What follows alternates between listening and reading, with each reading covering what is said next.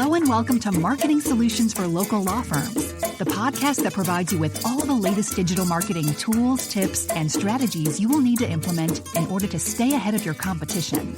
If you are looking to substantially increase your caseload in the next 6 months, this is the podcast for you. And now, here's the host of our show, the local business guy himself, Frank Deming. Hello, everyone. This is Frank Deming, the local business guy. Welcome to another episode of Marketing Solutions for Local Law Firms. Happy Wednesday. Happy Hump Day, everyone. I hope you guys are having a rockin' week thus far.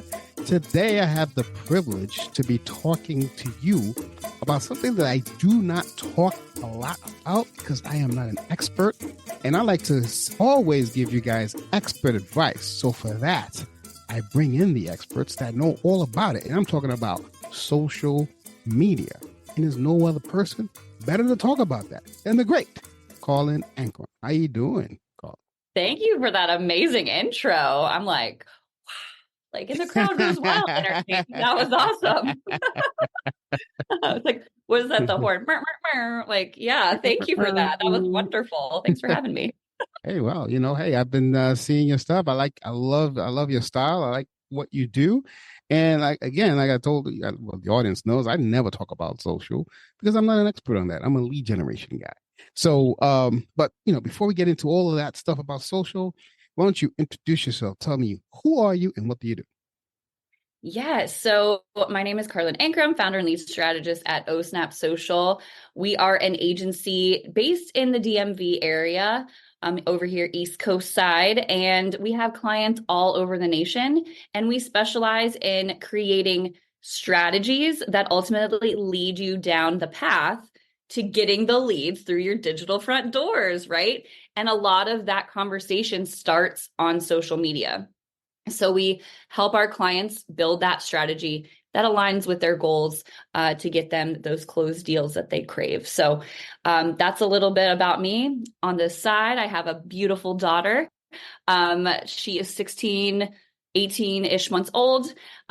She's the light of my life. And I could not do this amazing journey without her. And I like to dance. Listen, just because you're on social media, no, you don't have to dance, but it's a lot more fun when you do. So, but I've been dancing since I was 3. And so that's another piece of my personality that I like to showcase on social media as well. Awesome sauce. Yeah. I didn't know about the dancing piece. Yeah. We'll talk about that later. Yeah. So for those of you who do not know, the DMV is the Washington, D.C. area. And Yes, I happen to know that only because I used to be in the DMV back in the day myself. I don't know if you knew that, but that Karlyn. Yeah. I think we talked about that before. Yes. Yeah, we talked about it when we were setting this up. Yes. Yeah. Awesome sauce. So what is it about social media that gets you so jazzed up? Like what's the big attraction for you? I think it all started back to my journalism roots. Like, it's the ability to control the narrative of a story as a company or a business owner.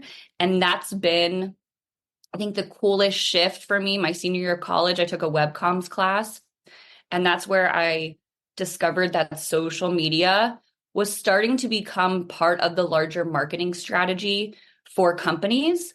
And I was like, this is what I want to do, because you have more of a leniency in some capacity to showcase who you are, what your company does for free. If you think about it, like Facebook, link, all those places are free. You just have to do the sweat equity to show up. And I think that's what a lot of people forget. And people are like, it's always changing, it's always evolving. But for me, 2 things about that. I find it extremely fun. And the other piece is I also know that is essential job security for me too, because people don't want to figure that out. People don't want to figure out all the techno babble. And that's really where I like to live and breathe, because it allows companies to show up as authentically themselves. And that's where I think we all get lost in the sauce of socials. Like, we feel like we have to be like everybody else, when really consumers and our clients just want to know who we are at our core. Mm-hmm. There has to be a level of transparency there as well. So that's what I love about social. It's fun, it's snappy, It allows you to be conversational and have those relationships with people. I think a lot of times people use social as a PR tool where they're just pushing, pushing, pushing, and they're forgetting the essential piece, which is being social on social media, having those back and forth conversations. Yeah, so it's definitely a strategy, behind it. So I'm glad you said that. So as you know, this is primarily a law firm show, but obviously some of the strategies that you're going to be talking about can help anyone. But specifically speaking, can can you tell me, because a lot of times I run into a client and they have zero social media, and well, let me rephrase that. They do have social media, but it might as well be zero because it's not done correctly, because a lot of times the receptionist is doing it, or they do it at night and stuff like that. So first of all, before I ask you the first main question, do you feel that social media can work for a law firm? Yes, 100% it can work for law firms because I've seen it. I've seen Right. it work for law firms when it's done well and when it's done consistent. And I think just with any subject matter experts, we know so much about what we do. Right. That's why we're experts. That's why we're lawyers. We have all of the, alphabet soup at the end of our name for a reason, because we worked hard to get it. Mm-hmm. But what people forget is, who are you trying to talk to on social media? Mm-hmm. Those folks do not have law degrees. You need to speak to them like a human. Right. And social media is the best place to do that. That being said, I also understand that law firms in a social space are extremely regulated. Mm-hmm. That's why it has to be, one or two of the partners within a firm, or if you're working solo, you have to have your thumbprint on that content always. Mm-hmm. And the reason why I do that, and this is not just for law firms, right? It's for any client that I work with and who works with other people, because you are you. And until AI gets even better, I can't be you on camera. I can't really, write exactly like you. I get pretty darn close, right? That's my journalism background and understanding how different publications write in different ways to express things to their audience. But you have to take it down a notch. You have to speak to your audience. And if you don't know exactly who that is, it's time to kind of really take a pause and dive deeper so that you're creating content with intention. Otherwise, you're just throwing spaghetti at a wall and seeing what sticks. I don't know if people ever say that phrase anymore. I still do, but well, that phrase is used a lot, ironically enough, in social media. Yeah. Or like, what's the other one? Like, blindfold, like throwing like a dart at a target and hit the bullseye. It's like, it doesn't exist. And that's how it is. Yeah. So let me, I'm gonna put you on the spot here for a second, if you don't mind. I know it's early in the conversation, but I like to put our guests on the spot. So it gets you to, show your expertise.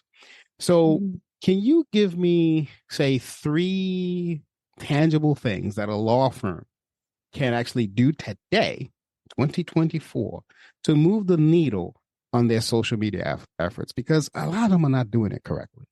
Yeah, I think the biggest thing is repurpose your content that already exists. What do I mean by that? Do you have a trifold brochure? Do you have a website landing page that tells people about your services? That is a great first step to create social media from that. Right. There's no sense in reinventing the wheel if you already have content that is around that you can start to mold and shape and get it out there. Now, if you don't have a website, or your website is partying like it's 1999, I would start there. The only reason why I say that, and I think Frank, you would agree with this, is my goal as a social media person is to essentially, depending on your goals for your business, to drive people to your website.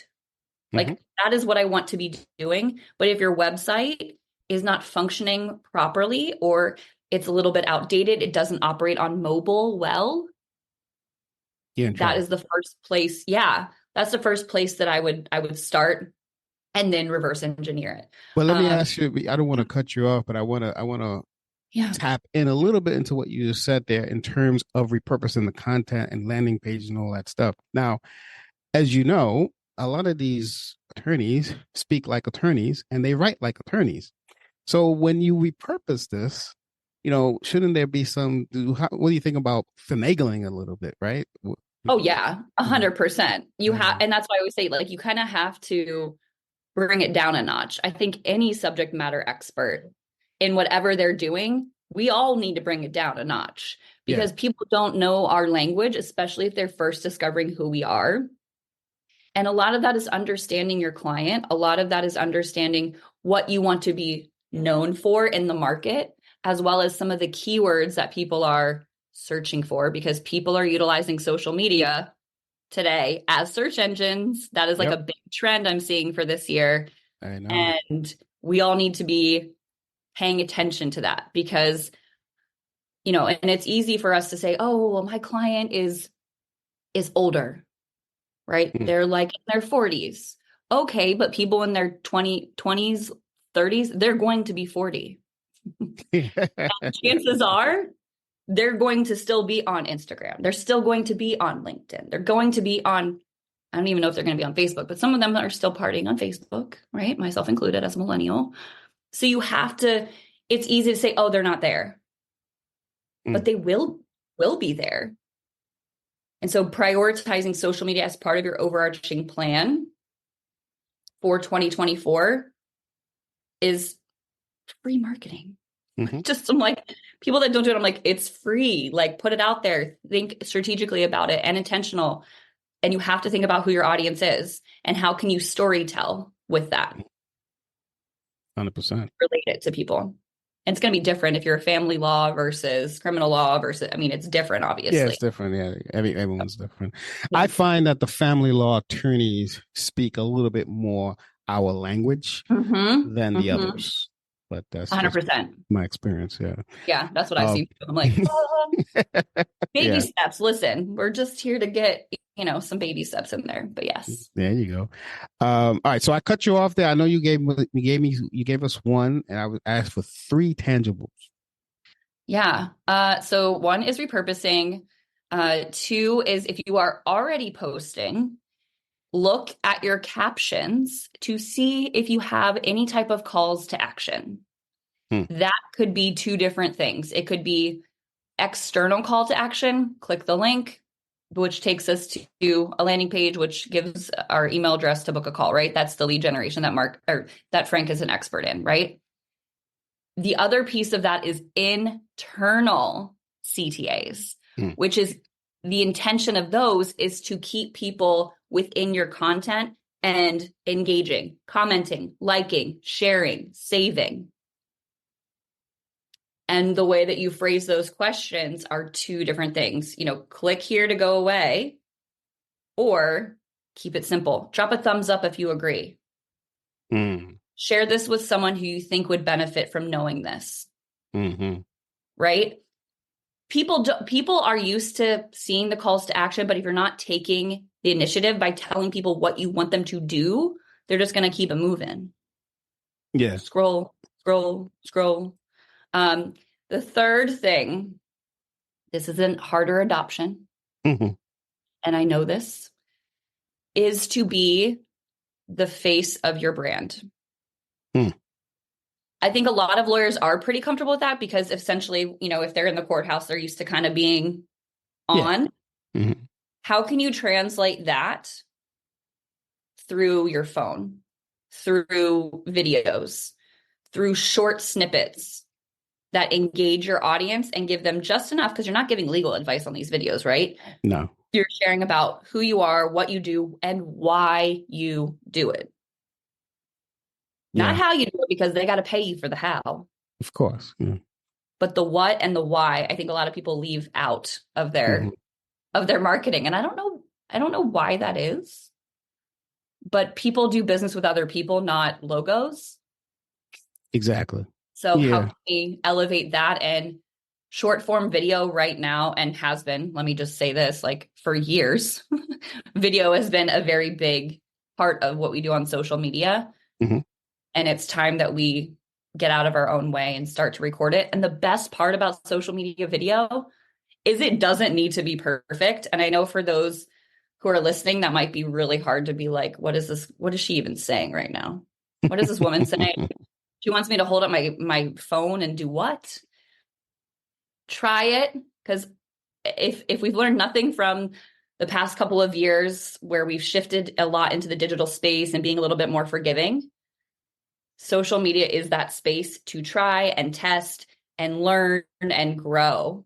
Yeah. Because just because it works for your competitor down on the opposite corner of you doesn't mean it's going to work for you, and vice versa. So you have to test and tweak and test and tweak to see what works for you, because consumers, and I think you would agree with this too, like consumers are super smart. Like they know when you're like kind of pulling the wool over their eyes. They're like, this person. Yeah, he's not I'm not feeling it. It's not my person. And that's the best case scenario, to be honest, is by sharing content of who you are and why you do it, attracts people to you like a magnet and repels people away from you who are not for you. That is the best case scenario, because then you're not wasting your time with people who you don't want to work with. Yeah. Yeah. You know, it's funny. I have that's true. I have a funny story about that. There was a guy that, I mean, if I said the name, you would know who he is, but I won't say the name here. But I asked him, why does he use such foul language in his marketing? And he says, because I want to make sure that people, when they work with me, they know who I am. And I said, oh, that makes sense. So it goes to what you're saying. Exactly. It's perfect alignment. And it's also thinking about, like, the best compliment that I've ever received is when I've met someone in person or even on a Zoom like this. Mm-hmm. And they're like, you're exactly how I imagined you to be. I'm like, oh, thank you. You know, that means you're being I'm authentic. showing up consistently the same. And like, my website is pretty quirky and has a lot of energy in the language. I have a lot of energy just in general. Right. So I'm vibrant. I have, lots of bright colors. I'm not wearing bright colors today if you're watching this, but yeah. But the bright colors behind you, though. Yeah, I got bright color. I mean, it's part of who my brand is, right? My brand is an extension of me, and I'm an extension of my brand. And I did that intentionally. I think a lot of us are trying to be like everybody else, and we're losing ourselves in that. And that's a dangerous spot to be in. And that's so easy to do in social media, by the way, because we see these things and we think it's working for them because we see it all the time. But it doesn't mean that it's really working. We see like the highlight reels, what people say. I also kind of compare it to a book. Like, you see like chapter 13 of someone's, maybe that's the bad analogy because that means bankruptcy. You see, the lawyers are like, bad example. But you're seeing like chapter 20 of someone's journey, and you're on chapter 1, and you're over there being like, look at them, they're crushing it. Why am I not? They've been failing longer, right? Yep. It took them. Yeah. Exactly. So. Exactly. I get this question. I get this question asked of me a lot. And me not being the expert, I never know how to answer it, because sometimes I sit down with an attorney or whatever, and they'll say, hey, Frank, how do I know if my admin or my receptionist is doing the right thing on social? How do I measure this? So, how do people measure success on, are their efforts actually working? How does that work? And I wish this was like the easiest answer, but I always encourage clients to almost reverse engineer this for a second. So hang with me. What are your goals on social? Why are you doing it? Are you doing it for visibility? Are you doing it for visibility/awareness? Followers? Are you doing it for clout? Are you doing it to get clients? Most of us need to get clients from our social media and marketing efforts, right? But if people do not know you in your community, Getting clients right out the gate is going to be hard on social. Organic, let me just say this, organic, not paid. So what I always encourage people to do is all of your efforts from a goals perspective ladder up. But you know right? what? I'm going to stop you for a second. Even unpaid social is hard now. Yes, correct. Now, Yes. I mean, before it was easy, but even unpaid is hard. But go ahead, Yes, continue. 100%. Again, it's like, what's the goal of this? Like, what are we Right. trying to do? And I think in a space for law firms, there's a big piece that we have to do to earn trust. Yes. Huge. And they want to know that you're worth the money, worth the time, worth the energy, because they're, depending on what kind of, problem that you're looking to solve for them. It's just, I always compare it to like real estate agents sometimes too. Like, you have to build the trust and you have to prove that you know your stuff before people spend basically their life savings on you. Yeah. And in some cases that also might be the law firms, right? So as we're thinking about that, you really need to be measuring what matters for you. You could be measuring follower count. Great. I personally find followers a vanity metric. I don't place a lot of value in follower growth. What I like to see is, how are you driving traffic from social to your website? And from that effort, how many leads are you generating, right? From social. Because there's other places, right? And Frank knows this backwards and forwards. Mm-hmm. So I'm not going to spend time talking about it. But how do we think about that focus of effort on social and what is it generating out the other side? So when you're asking your receptionist or your assistant, okay, how many impressions did this get? How much reach did this get? Which means how many eyeballs and repeat eyeballs saw your content. Mm-hmm. That's step one. That's visibility and awareness. If it's low, how can we tweak it? What keywords can we add? Can we add hashtags? Are we adding a call to action? And then you can start to kind of troubleshoot. But it all goes back to, what are your goals? Because all that doesn't matter unless you know where you want to go. And I think that's the problem. I think that's the problem. A lot of them don't know what their goals are when it comes to social. They are just told that they need to be there. I know. And that's why I would say reverse engineer whatever your business goals are, and then think about, how does social play a role in that? Or how can social play a role in that? Mm-hmm. How can it? Yeah. And it's not easy, and I will tell you, every time I'm meeting with clients in our kickoff call, I'm holding their feet to the fire a little bit. And I'm like, hey, what's your overarching business goal? Okay, great. What other efforts are you doing to generate that result from a marketing perspective? And then I can better understand the entire landscape of how they're, distributing their marketing efforts, and seeing where social fits into the equation in order to help either amplify what's already being done, or maybe develop another, stand up a different campaign for them to reach people that are on that specific social media platform. We'll be back after a quick break. Hello there, listeners. If you're an attorney and you would love to be a guest on the show so you can promote your services to people that listen to the show and beyond, give us a call at 888-416-7752 or send us an email at podcast@lbmsllc.com.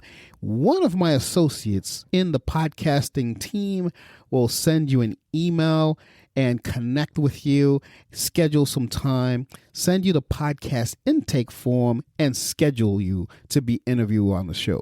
So if that's something that you really would want to do, go ahead and take one of those actions, and we'll take it from there.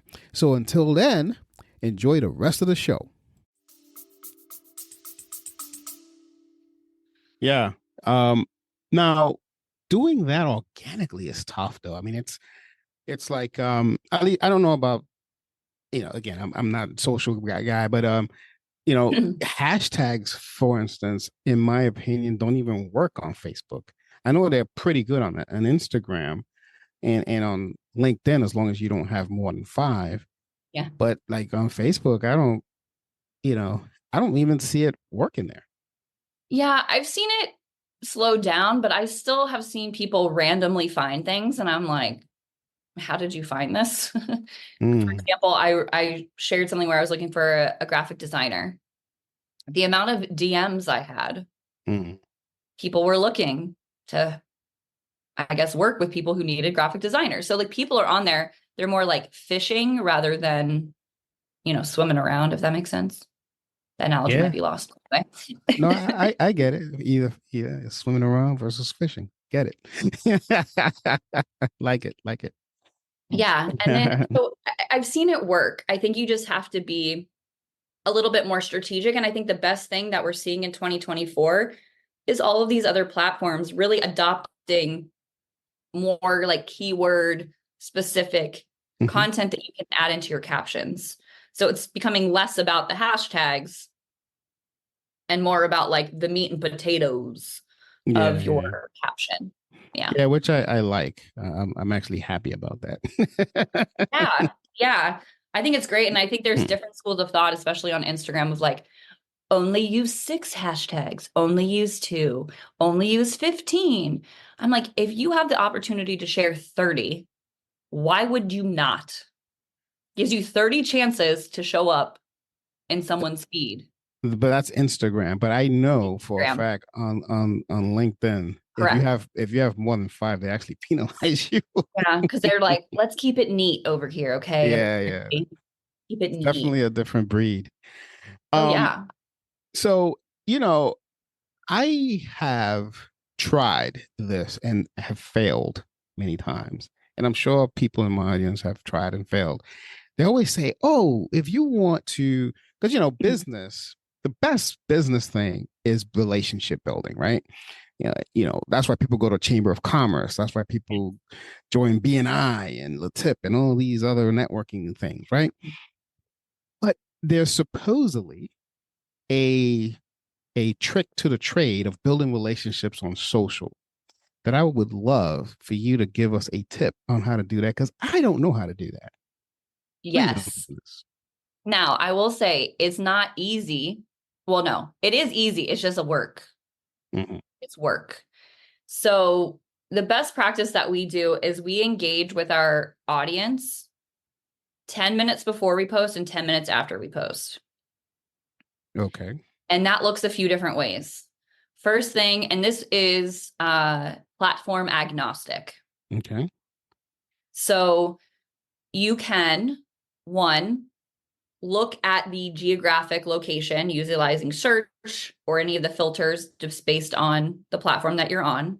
Mm-hmm. Finding locations around you, especially law firms, you guys are local, right? What can you find around you? Engage with those people who are sharing about your city and state, who are tagging it in a geolocation, who are utilizing a local hashtag, for example, and engage. What does that mean? Leave a relevant comment on their content.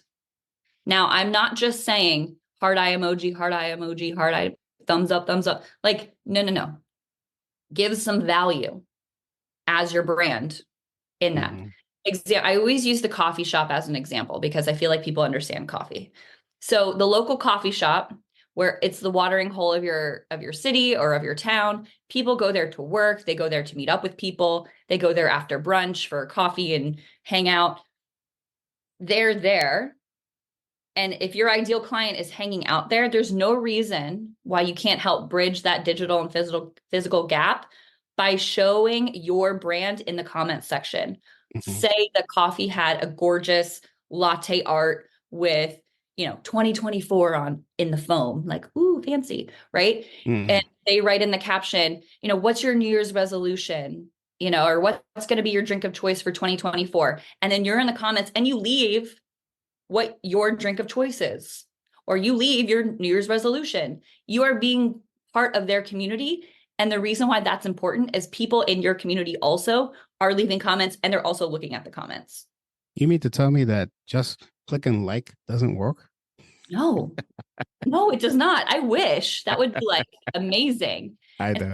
that's one way, right? Like One way to do it is just be active, spending 10 minutes before you post and 10 minutes after. The before is where you're kind of doing the community building, where you're reaching out to people who hang out in different people's accounts that they're interested in, because you are disrupting their regularly scrolling program, for lack of a better word. People are typically on social to be entertained.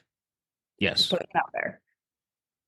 The after 10 minutes, I want you to be focused on, yes, kind of keeping up with that community, but that's your time to go back to your content and making sure that you're commenting if anyone's leaving comments right there on your content. And the reason why that matters is because algorithms currently, as of this recording, it could all change tomorrow, which is super fun. Yeah. Fun and jazzy and also frustrating. You can go and comment back, and that helps the virality of your content because algorithm values that conversation. They value the social aspect of their platform, of their social media network. So it's not just like a post and like get out of Dodge. It is stay there, see how people are reacting, engage with those people who are reacting. And if no one's reacting yet, double check your call to action. And if they're still not reacting, no worries. Keep it moving with your engagement. Find other local hotspots that people who you are looking for as clients where they're hanging out online. But again, it goes back to audience. It's who's your client? Yes, exactly. I can almost hear, although this is a monologue thing, not a dialogue, I can almost hear our audience saying, who's going to do all that? So I'm going to ask you another question. Do your service actually offer that, like for the engagement part?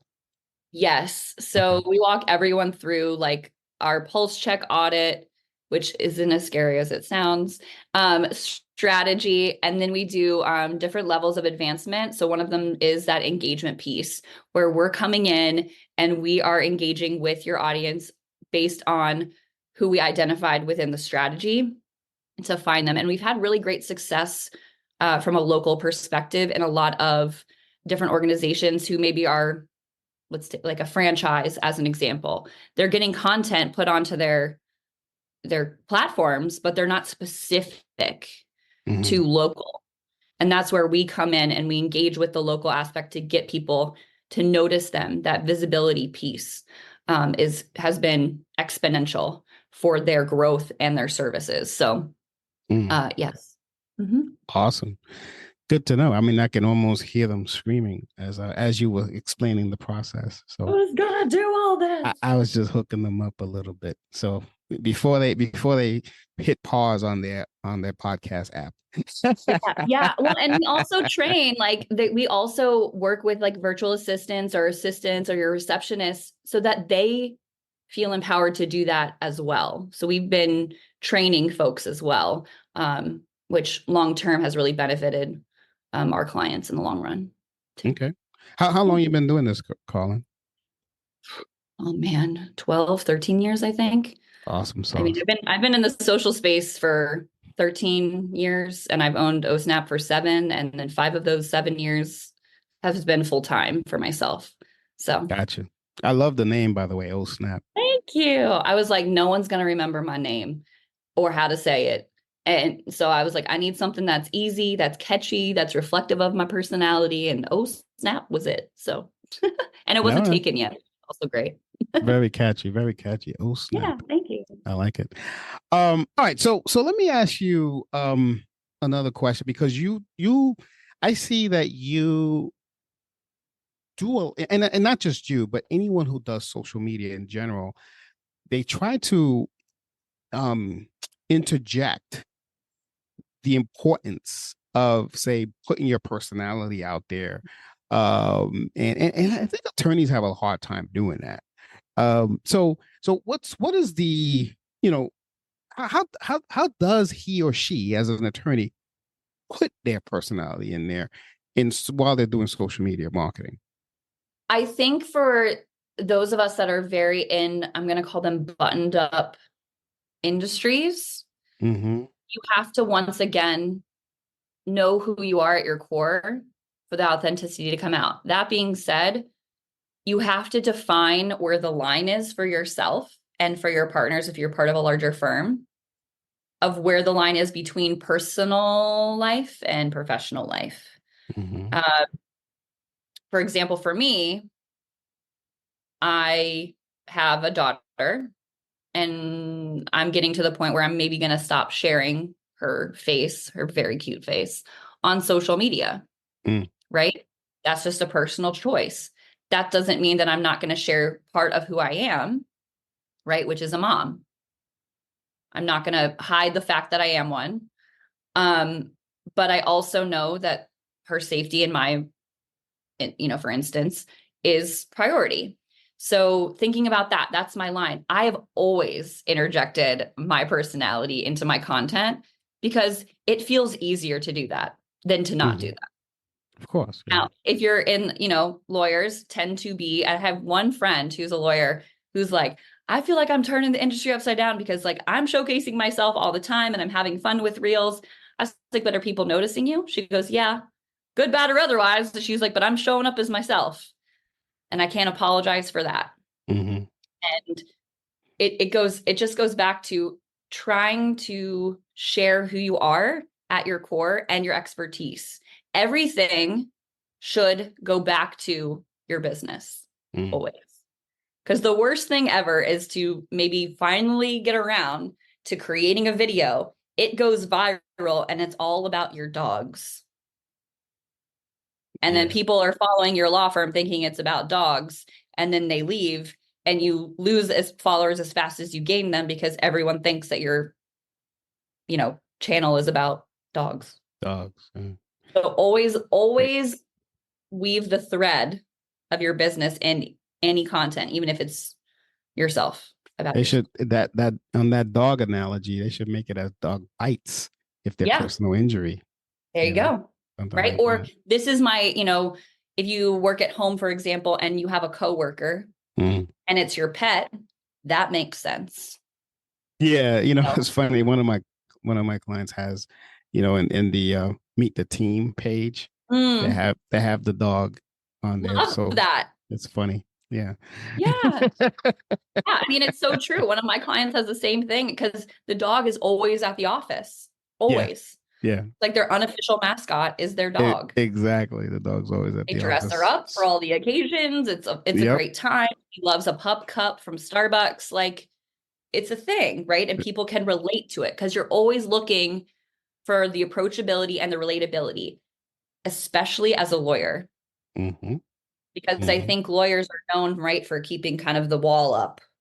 We're professional. We don't talk about ourselves. I think that line is getting blurrier as people are kind of window shopping online to find the right person for them. And people are going to relate to you in some capacity. So let those differentiators shine as well as what makes you relatable and approachable to your ideal client. Awesome. A few more questions here. So tell me something. What would you advise an attorney or any business for that matter that wants, that's been thinking about doing social media and now it's 2024 and they're like, you know what? I've been thinking about this since 2021. How would you advise them to start? What would be the first step you think they should take? I mean, after meeting with you and all that stuff, like what would you think the first step would be? The first step, oh man, if they have a page already set up and if they've just kind of abandoned it. It's a ghost town. Yeah, I would just start posting videos. So you think video is the thing? I think that is where you will start to better understand the social media behavior a little bit faster. I also would take top performing pages, blog posts, whatever they are on your existing website and figure out how you can translate them into a video that shows your face or do like a interview. If there's two partners within a firm, can you both show up? And then you're both taking ownership of it. And people like to watch that episodic content. So test that out. Don't be afraid to test things, but you have to just start. Then we can go back and measure, how did that perform? How did that do? And then make recommendations for propelling forward based on a strategy going forward. So that's what I always say. Like, people are like, where do I start? I'm like, just start. Just do it. Just do it. Be like Nike. As my friend would say, JFDI. Yeah, for real. That part. And if you're lost in the sauce and you don't know where to start, then yeah, like, we can chat and have a brainstorm session. At least you have kind of a direction. But most of the time, it's just getting out of your own way and starting. And that's why I think sometimes in my consulting side of my business, I feel a little bit like a therapist. And I'm, well, there's a huge, doing the rah, which is great, because the result at the other side is seeing the client take action. I'm like, yay, like, you just kind of have the happy dance in the background, which is super fun. Yeah. Therapy, actually therapy and coaching is very close. I mean, I can tell you. So let me ask you, so, you mentioned video, which I'm glad you did. So how important is video now? I mean, it's been important since, before the pandemic. Oh my gosh. Yes. Like, how like critical is it now? Like, do you feel, there are two-part questions. Number one, like, should we even worry about still photos anymore and just do videos? And that's number one. And number two, if we're going to do video, does the social platform pay attention more to live video than video that you upload, stuff like that? I mean, I know it's a long question. But it's a really good questions. And the answer is, you should have video as part of the mix of content that you're putting out there. For example, on Instagram, they went for a big, heavy push on video and reels, and people are like, hold up, I'm out. If you're just giving all the energy to reels in this algorithm situation, I'm out. People jumped ship as fast as they jumped on the ship. They were out. That being said, Masari was like, I'm so sorry. Like, okay, we'll add back static and we'll go into the carousel post, which is like the little slider posts. Mm-hmm.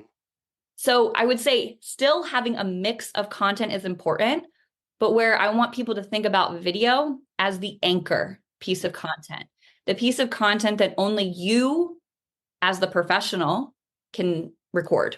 Because from there, your assistant or a social media marketing team can extract nuggets from your videos and repurpose them into static graphics, or overlay a quote with you working at the desk, or you doing your thing in court. Like, there's things that can be pulled from that, but you are the expert. You're the person that has the law degree. Yeah.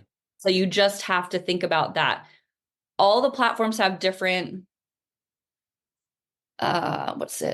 different algorithms that dictate what's successful right now.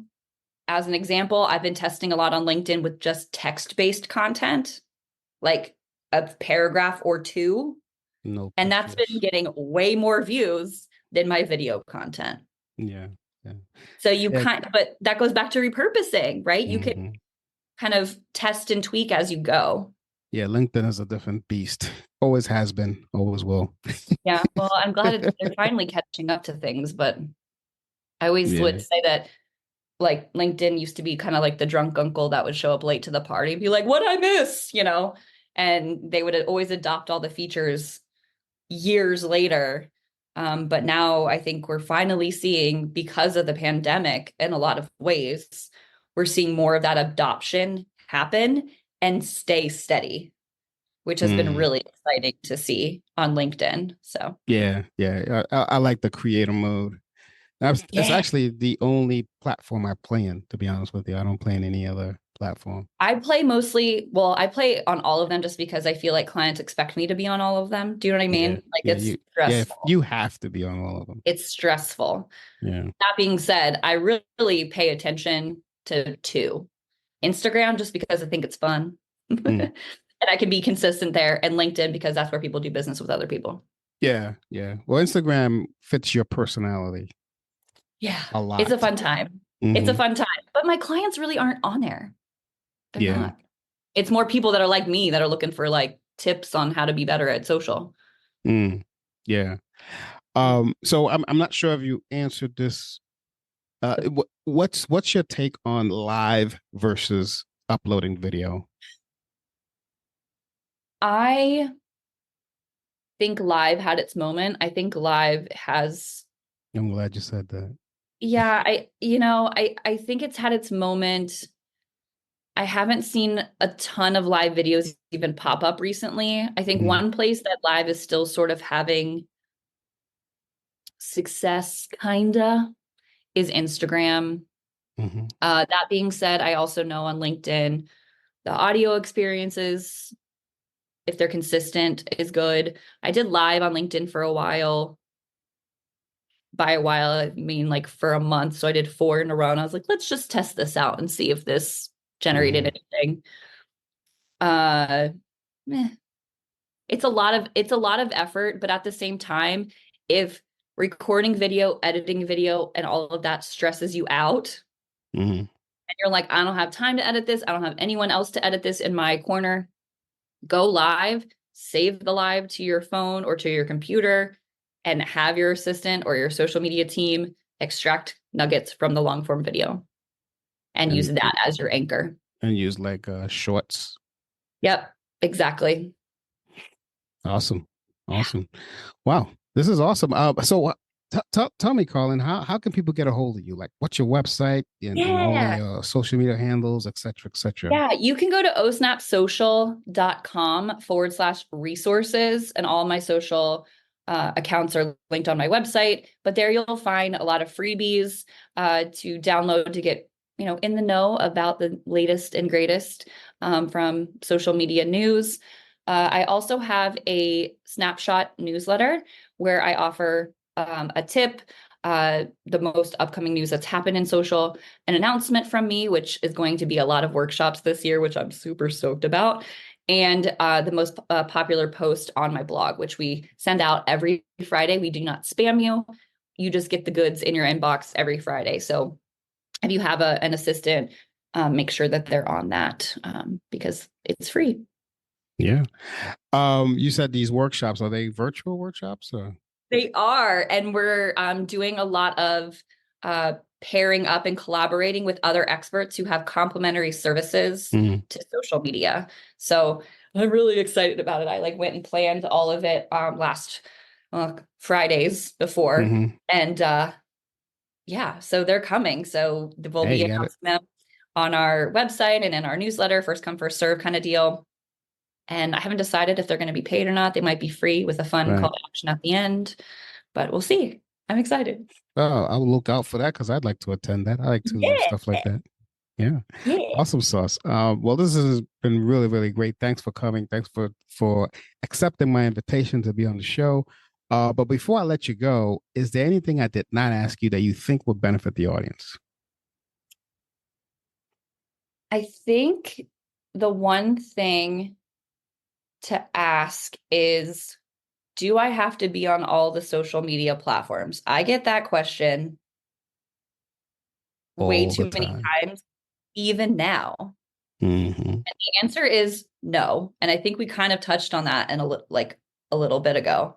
And the reason why it's no is because it all goes back to your audience. It all goes back to your goals. It all goes back to what you and or your team can stay consistent with doing.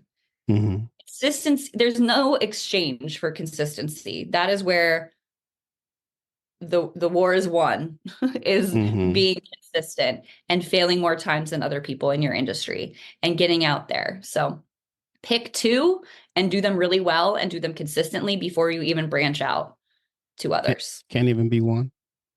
It can be one. Okay. It can be one. Thank you. And then, yeah. If LinkedIn's your jam, keep it going. Because if you can be consistent there and you're generating and you're hitting your goals there, keep it moving. Yeah. Awesome. Well, thanks a lot for that. I'm glad I asked that question. But guys, this is a really, really, really important thing, especially now that we're in a new year. Pay attention to a lot. I want you to follow her on all these platforms. I want you to pay attention to what she's doing and definitely take off on the offer to join the workshop, because I am going to do that as well. So with that, I am going to put an end to this episode. This has been Frank Deming, the local business guy. You've just been blessed by the great Karlyn Anchor. Take care, everyone. Until next week. Thanks for listening to another episode of Marketing Solutions for Local Law Firms, the podcast that provides you with all the latest digital marketing tools, tips, and strategies you will need to implement in order to stay ahead of your competition. If you would like to know more about the topic we discussed on the show today, reach out to Frank and his team at 888-416-7752 and schedule a discovery call with one of the marketing consultants. If you'd like to be a guest on our show, send an email to podcast@lbmsllc.com and we will put you on the schedule. With that being said, until next week, make it a successful digital marketing day. Peace out.